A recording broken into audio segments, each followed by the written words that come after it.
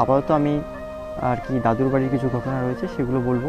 আমাকে মেনলি দাদুর বাড়ি আসতে হয়েছে কেন, একটা গোটা ফ্যামিলিকে ত্যাগ করে আরেকটা ফ্যামিলিতে জয়েন হওয়া, আর সেই ফ্যামিলিতে প্রথম অ্যাডজাস্ট হওয়া। তার মধ্যে আমি তখন ছোটো ছিলাম, এত কিছু মাথায় ঢুকতো না। সেই সময় আমাকে একা একটা বিছানাতে থাকতে হয়।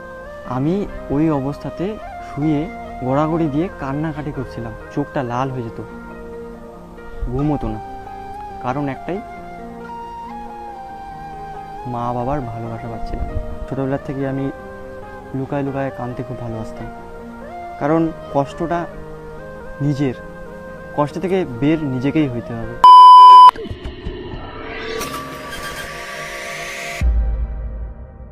High guys, welcome back to my channel. আশা করি তোমরা সবাই ভালো আছো, আর আমি ভালো আছি। তো চলে আসলাম নতুনটা মনের কথা প্রাণের কথা দ্বিতীয় এপিসোড নিয়ে। তো তোমরা তো প্রথম এপিসোডটা দেখলেই, আর আজকে চলে আসলাম দ্বিতীয় এপিসোড নিয়ে। তো আগের এপিসোডে সেরকমভাবে কিছু বলা হয়নি, তো আজকের এপিসোডে তোমাদের সাথে আলোচনা করতে চলেছি আমার একদম দাদুর বাড়ির ঘটনা নিয়ে।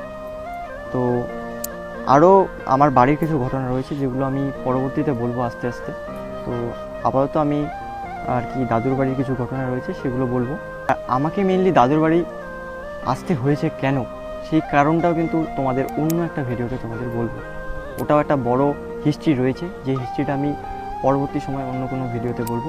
বাট আজকে যেটা আলোচনা করব সেটা হচ্ছে দাদুর বাড়িতে কিছু ঘটনা। আরেকটা বিষয় যেটা রয়েছে সেটা হচ্ছে দাদু মামা প্রচুর স্ট্রিক্ট, এখন অতটা গাইড করে না, বাট সেই সময় প্রচণ্ড গাইড করতো। তখন পড়াশোনা ঠিক মতন করতাম না আমি। আর একটা জিনিস, আমি যখন গ্রামের বাড়ির থেকে দাদুর বাড়িতে আসি, ঠিক আছে, তখন আমার মনটা না প্রচণ্ড ভাঙা অবস্থায় ছিল।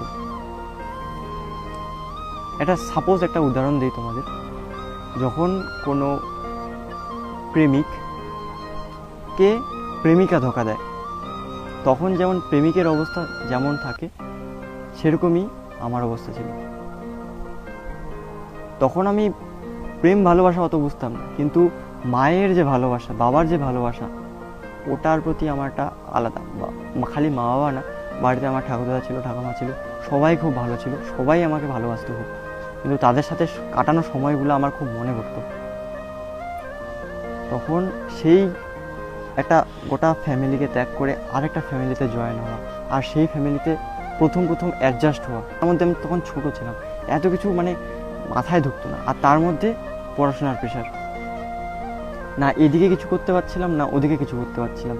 তখন